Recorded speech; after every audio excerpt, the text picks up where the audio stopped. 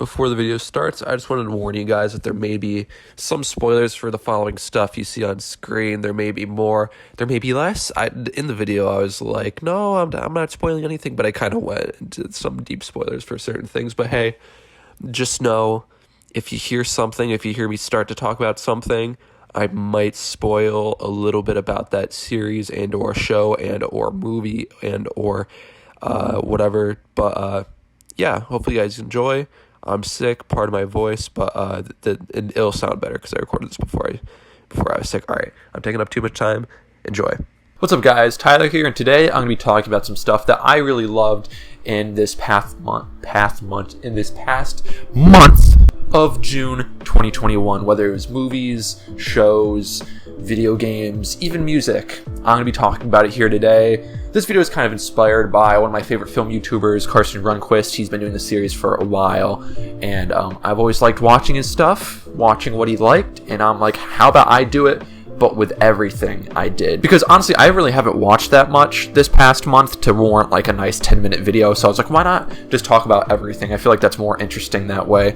So yeah, I'm just going to dive right into it. Hopefully you guys enjoy. Hopefully you guys can find some stuff that you're interested in, and yeah.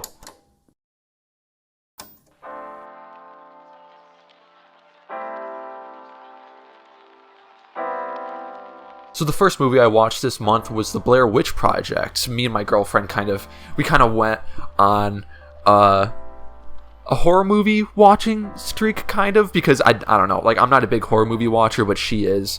So I was like, you know what? Fuck it. Why not try it? And we decided to watch the Blair Witch Project. It was on Netflix, and it's a really good found footage film. In fact, I think it's one of the first found footage films, and I feel like it did it really well. It felt very authentic, you know, in the beginning when they were going around this town interviewing local townspeople about the Blair Witch story, and then deeper into the film, everything felt very organic and very much like a home movie type project thing. And I feel like that's really important for a movie like this, to really kind of immerse you in that aspect of the movie, and just watching the growth of fear within the group as they get into the forest, get into the woods, exploring where these Blair Witch areas are, and then they notice that they're kind of lost as well, and that hysteria that grows within the group is really terrifying and intense to watch. There's a scene where one of the members of the group lost the map in the woods because they felt like they didn't need it, or there was like a big discussion around it. That led to a big fight, and it was really terrifying. That adds up as a member goes missing in the middle of the night. I feel like the progression of the movie is really great, and that, again, that found footage aspect is really fantastic. I felt the ending was a bit cheesy. It relied on kind of like a folk tale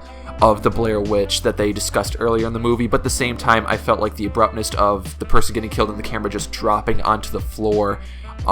Again, going back to the found video aspect of the whole movie, is very abrupt and unsettling, and I felt, honestly, even though I did feel like it was kind of, you know, a little cheesy, I felt like that was probably the best way to end the movie, if anything. So, yeah, I'll give it an 8 out of 10. Next is A Quiet Place 1. So I fucking love John Krasinski from The Office, and when I heard he directed A Quiet Place, I was like, ooh, I wonder what he would be like as a director, and it turns out he's a pretty damn good director. A Quiet Place is a really fantastic horror movie, and it's not even just because they you know, put a gimmick of everybody staying quiet throughout the whole movie. They actually develop it very, very well. Watching the family adapt by taking off their shoes when they're going through rubble so their footsteps aren't heard, taking the batteries out of toys so they don't emit noise, and seeing the father and son go to the waterfalls to discuss things so the waterfall kind of drowns out, pun intended, their discussion.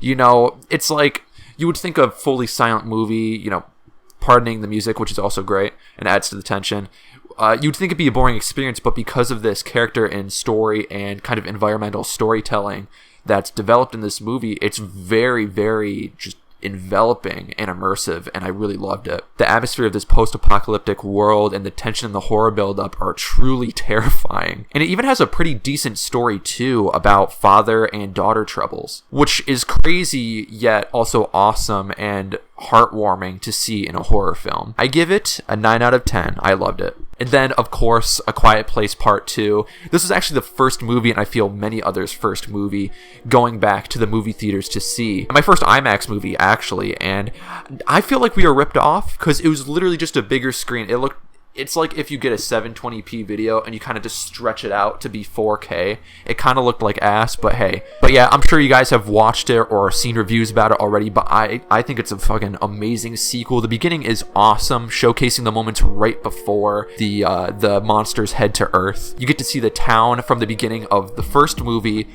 before it's all destroyed. You get to see this t-ball game, and you get to meet the characters. You get to meet the new character Emmett, who plays a big role in this film, played by Cillian Murphy. He's great. But yeah, the beginning of this film really kind of starts the world building aspect that the sequel kind of grows off from in the first movie, and I think it does a great job at that. Now that the family is out of that farm area, they explore more. The main story is that Regan sets out to use her radio jammer that her father gave her and to put it on one of the last remaining radio stations in the world, or in the country at least. So then they could turn it to that radio station to use radios to kill these monsters. With that story, they go to many new places. They even meet bandits, which I was really excited to see how that would unfold in this film, but unfortunately I feel like they're kind of, it seems kind of like filler content. It seems like something they just put in there to say, oh yep, we got enemies now.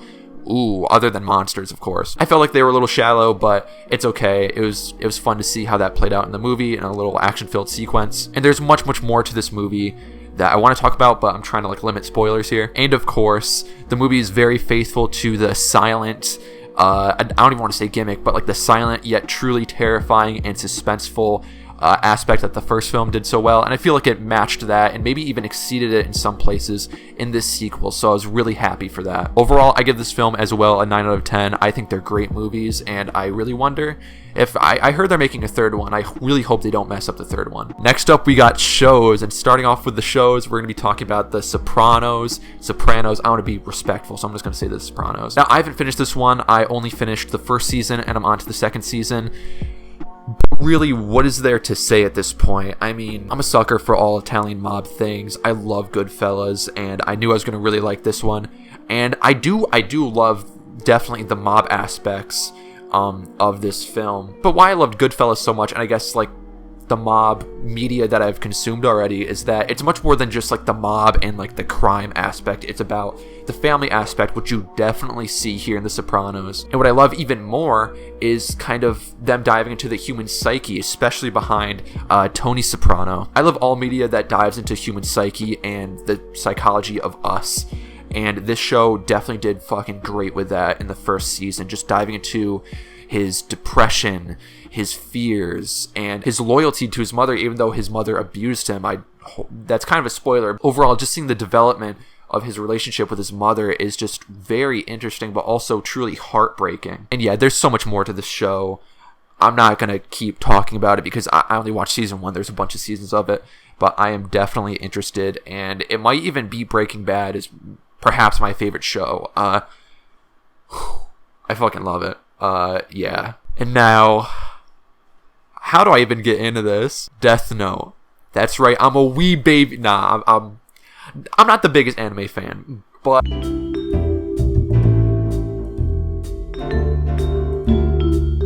I'm definitely trying to get more into it because I feel like it's interesting, okay? I don't need to explain myself, okay? I think it's cool. But yeah, Death Note. So, I didn't finish it. I'm at like episode 26 or something, but I fucking love it, dude. It's so good. I feel like I've always heard about Death Note, even since like elementary school, like just people talking about it, and I've always wanted to kind of watch it. And yeah, the story is truly encapsulating as we follow Light Yagami, who gets the Death Note from the Shinigami world, like the gods of death. I don't know if I said that right. The gods of death drop one of their death notes into the human world, and he picks up and he can write a name, the cause of death, and what time. As long as he has the face of that person and the real name of that person, he can kill them. Then he uses the alias Kira as his kind of godlike persona in just killing criminals to try and make the world a better place. But then the world's best detective, who goes under the alias L, tries to stop him, tries to capture Kira. And this kind of goose chase that evolves in this show is just really fun and really tense to watch, very suspenseful. There's a lot of twists, a lot of turns, and the show really does a great job at making you think about who's really morally right here. Is it Light or is it L? Or maybe there's, a mix up between the two. I loved it so far. I cannot wait to finish it. Yee. And oh my god, I saved the best for last, right? One Piece. I started watching One Piece, and like, I know that's crazy for like anime fans. I know a lot of anime fans are like, why start now? There's like 5 billion fucking episodes of it, but it's whatever. I've heard it from friends and I was really interested in it. And I surprisingly like it so far. I'm only like 7 episodes in, but I really like it. Again, like I said, I feel like I'm kind of a newbie anime goer. But I really love just the originality of this show so far, and its colorful visuals, its characters. So far, I've met Luffy, Zoro, and Nami. They're all great. Luffy's rubber special thing. But other than that, I also really liked the character development so far. Like in the first episode alone, there's so much development when you meet Luffy and Kobe. And then Luffy's backstory I got to, and it really gives me Avatar: The Last Airbender vibes, and I fucking love Avatar. I really want to make a video on Avatar. So I'm really excited about that, and I'm truly excited to continue watching and see where the story goes. And I really hope they find the One Piece before like episode 5,000. So now on to video games. So this month I started playing Resident Evil 4. And it's actually my first Resident Evil. I saw, obviously, Village came out, and it seemed really cool, and I was like, you know what, why not? Let's just get into it. And so far, I'm really liking it. I think I'm kind of close to actually beating it. The dark, confusing atmosphere is awesome. I love the weapon variety, the weapon upgrades, even the combat and the movement. And I know the movement's kind of a little shoddy sometimes, but it's still... it kind of leaves you in dangerous situations, and I do like that. That adds to the suspense and terror a lot more. And yeah, I'm really enjoying it so far. And next, Persona 4 Golden. So I'm working on a video on this right now as we speak, so I don't want to say a lot, but this game is incredible. I love the characters. While they are kind of teenager stereotypes in a way, they also possess a lot of kind of teenage faults that a lot of us go through, and it makes them very original, very endearing. The RPG elements in the combat is also superb, with just the game just gives you a ton of ways to make the game your own, with hundreds of personas, different magic skills to set your team around. The areas you explore, whether it's the shopping district or the beach, the city, anything else, or the TV world, there's a bunch of activities and things to do and areas to explore, and much more. I will definitely go more in depth in my video, so stay tuned. I love this game. 10 out of 10. Now we're on to music, and I actually have a good amount of music stuff to talk about, starting off with Dominic Fike.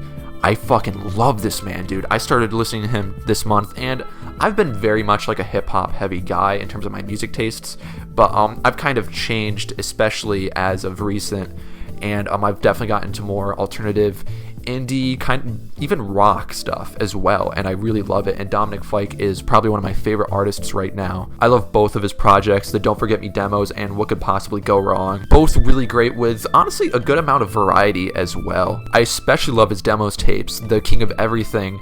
The intro is just a great mix of piano, synths, and guitar. I fucking love it. West Coast Collective, Socks, Three Nights, Why, Vampire. The last two are on his newest album that came out during the tragic health crisis, and I just really love his style. It's been on my playlist on a repeat. I assure you, it's great. Go check him out if you haven't. And again, he just released an album last year, but I really hope he drops something soon. I know I'm getting my hopes up, but honestly, I'd wait a decade for anything he makes. He's that good. Next, I've been listening to some Brockhampton. I'm changing, man. I'm evolving. I've been mostly listening to their Saturation series. You know, every few weeks I go on to the next one. I started off, obviously, with Saturation 1. Gold is a really catchy, kind of even dark, kind of hip-hop bop. And then it goes to Tupac, which is like a dreary, actually not dreary, but more of like an introspective and kind of almost sorrowful, regretful track, which I really loved. It's great. They have a lot of variety. So far, Saturation 2 is probably my favorite. I just have so many tracks I like. I love Queer. There's Jello. Chick is really great. And Sweet specifically. Those are like my favorite tracks off the album. So much variety as well. And they're very, very hard hitting. I love it. And then I just started listening to Saturation 3. I really like so far Zipper, Johnny, and Bleach. Those are my favorite ones. I really love how they embrace the differences that make them who they are compared to other musical groups and other musical artists. I just really love that aspect of them. They're very unique, and I feel like with their uniqueness, I think they're kind of in a interesting spot in the music world right now. And yeah, I'm excited to listen to even more of their stuff, because even outside of Saturation, there's so much stuff they have. So yeah, I'm excited for that. Next is Tyler the Creator's newest album, Call Me If You Get Lost. I haven't dived in completely to this album, but I do really like him kind of returning to some of his roots here in this album. And while it definitely is different from his past two releases, Igor and Flower Boy, I still feel like he has brought his kind of artistic evolution to this newest project from the little that I've heard of it, while also kind of embracing some new stuff that he's never done, like the DJ drama shit. I kind of hated that, honestly, at first listening to a few songs, but it kind of just like blends in, I feel, as you listen to it. So I don't really mind that anymore. But yeah, I'm really excited to start listening. And last but not least, I actually went to a live show this past week. I went to Sydney Worthley's live show, who's an Albany-based artist. She's my girlfriend's best friend, so we went there, and it was incredible. My favorite songs of hers right now are Rose-Colored Glasses and 415, which are actually off her EP that she just dropped last year during the pandemic, and I'm sure that was super challenging, but it was awesome, especially hearing it at the live show. That was really, really fun to go to. And I even, let me see if I can get it out here, I got a shirt. It's a little wrinkled, that's my fault, but I got a shirt. Overall, she makes really great music, and as a fan and a friend of a friend, go check her out on Spotify, Apple Music, whatever. And yeah, that is what I loved this past month. This was honestly a lot of fun. I hope you guys enjoyed, and if you end up looking into any of the stuff that I talked about, even though I kind of talked about like mainstream stuff, if you explored anything kind of new to you, let me know in the comments below. I'd love to hear your perspectives on anything that I talked about. And yeah, I will see you in the next video. Hopefully, you guys have you've had a great start to July. And yeah, I'll see you guys in the next one. See ya.